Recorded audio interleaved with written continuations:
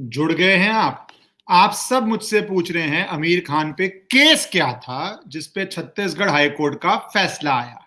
Case था आमिर खान के remarks, जहां पे उन्होंने कहा था कि वो अलार्म्ड हैं देश में बढ़ती हुई इनटॉलरेंस से। जहां पे उन्होंने कहा था कि उनकी वाइफ ने तो उनको ये भी सलाह दी है कि वो इंडिया छोड़ के चले जाएं। ये था केस। इसके ऊपर एक क्रिमिनल पिटीशन मूव होती है जिसको हम कहते हैं, वो क्रिमिनल पिटीशन मूव की थी किसी व्यक्ति ने कि ये स्पीच क्राइम है। ये था केस जो छत्तीसगढ़ हाईकोर्ट के सामने था। ये रिमार्क्स कब आए थे? ये रिमार्क्स आमिर खान के आए थे जब भारत की सरकार 2014 में बदली। उसके बाद एक पूरा नैरेटिव चला था, याद है? अवार्ड वापसी हो रही थी, लोग अपने 15 की बात है, लोग अपने अवार्ड्स वापस कर रहे थे, आर्टिस्ट और कलाकार, और लोगों को लग रहा था कि बहुत इंटॉलरेंस हो गई है हमारे देश में। तब उन्होंने ये कहा था। इसके ऊपर किसी ने केस डाला था। तो मैं आपको बता देता हूं कि केस में क्या हुआ, क्यों हुआ और मेरे व्यूज क्या है। जो को नोटिफिकेशन चाहिए, आप ये बेल आइकॉन को दबा के सब्सक्राइब कर लीजिए और हम इसको आराम से डिस्कस करेंगे कि क्या था, क्राइम है, नहीं है, और फैसला कोर्ट का आया और लीगली क्यों आया। तो आप बेल आइकन दबा के सब्सक्राइब कर लीजिएगा।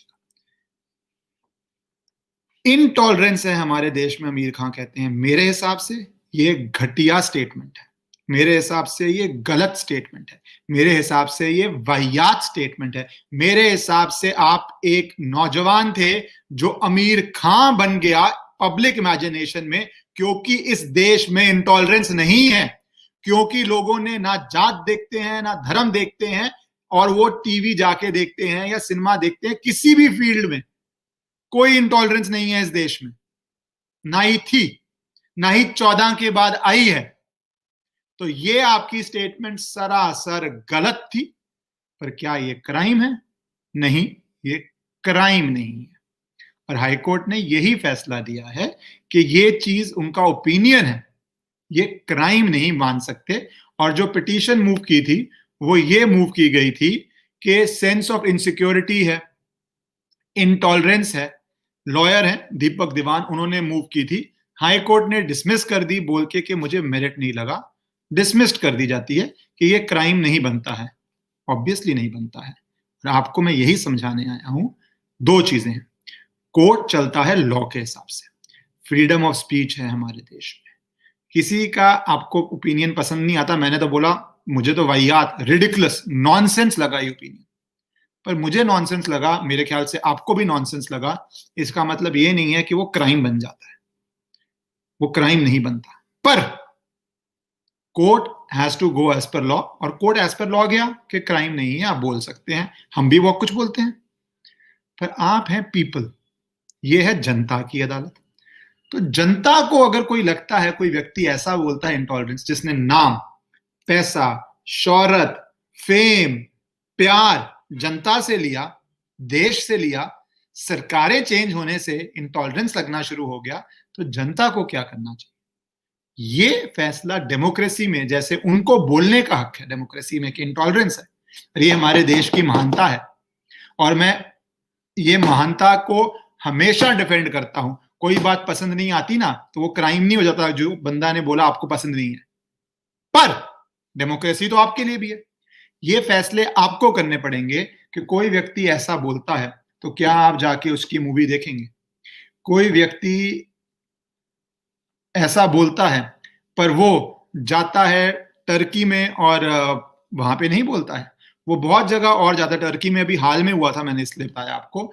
वहां पे जाके वो फर्स्ट लेडी को टर्की की मिलता भी है और तारीफें भी करता है, और हम सब जानते हैं वहां पे क्या हो रहा है। क्या आप इससे सहमत हैं, इस स्टेटमेंट से? अगर सहमत नहीं है तो जितना उनका बोलने का हक है उतना ही आपका हक है, टीवी ना देखने का, मूवी ना देखने का, कमेंट करने का कि आप गलत कह रहे हैं, सभ्य भाषा में, लीगल भाषा में, पोलाइट भाषा में नहीं, स्ट्रॉन्ग भाषा में भी, बट सिर्फ सेंसिबली। ये आपका हक है।